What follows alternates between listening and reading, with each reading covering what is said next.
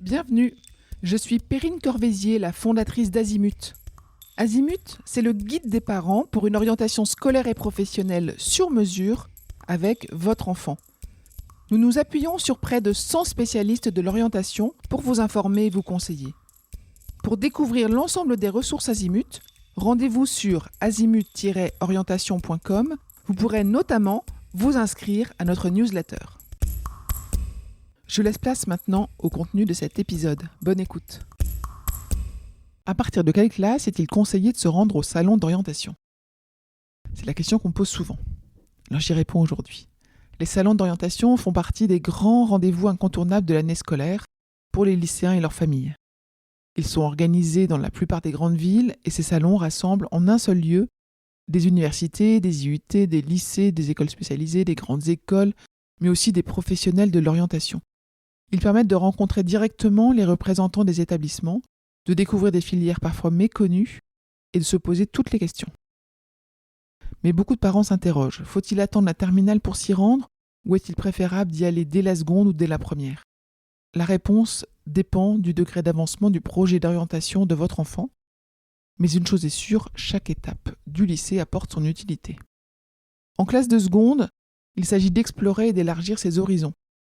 La seconde est une année de découverte et d'exploration.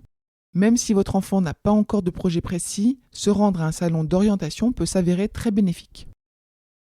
Ça lui permet de découvrir la diversité des études supérieures, de mieux comprendre le vocabulaire et les sigles souvent complexes, de s'informer avant de choisir ses enseignements de spécialité en fin d'année.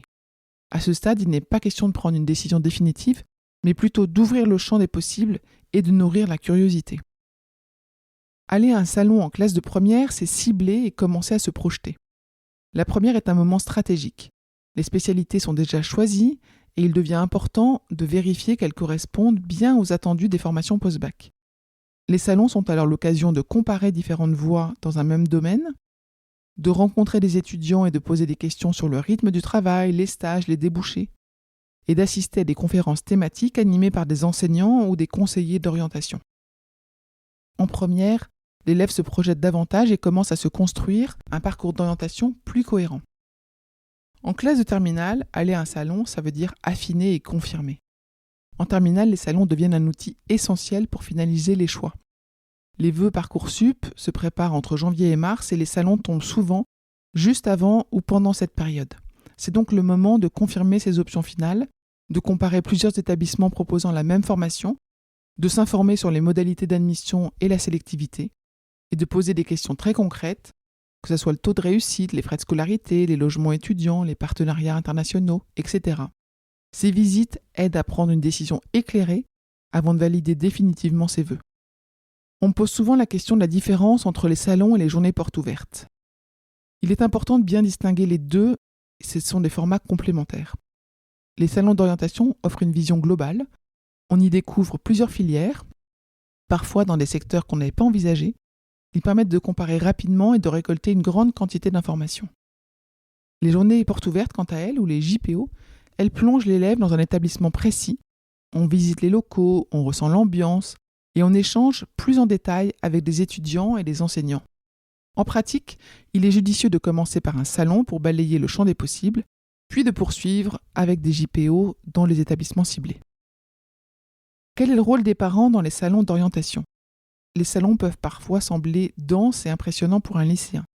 C'est pourquoi la présence des parents est précieuse. Vous pouvez aider votre enfant à organiser la visite en identifiant les stands prioritaires, en repérant les conférences utiles, à poser des questions pratiques sur le logement, les frais de scolarité, l'accompagnement pédagogique, à prendre des notes pour comparer après coup. Si je dois résumer tout ce qu'on vient de dire, je dirais que dès la seconde, un salon d'orientation est une première immersion, utile pour explorer et comprendre la diversité des études supérieures. En première, il permet de cibler, d'affiner son projet et de vérifier la cohérence avec les spécialités. Et en terminale, il devient incontournable pour finaliser ses choix et poser les dernières questions avant Parcoursup. Chaque niveau au lycée apporte donc une plus-value et il est souvent recommandé de participer à au moins 2 salons au cours de sa scolarité, en première et en terminale. Je vous retiens quelques instants. Vous écoutez peut-être sur Apple, ou sur Spotify, ou sur Deezer, ou sur une autre application de podcast. je voulais m'assurer que vous connaissiez l'existence de notre site azimut-orientation.com. Sur ce site, les contenus sont organisés par thématique et par situation. Ceux qui connaissent adorent et utilisent notre moteur de recherche, ce qui leur permet d'aller chercher directement le bon contenu qui correspond à leurs problématiques. Je vous encourage à vous y connecter et n'oubliez pas de vous inscrire à notre newsletter. Merci de votre fidélité et à bientôt.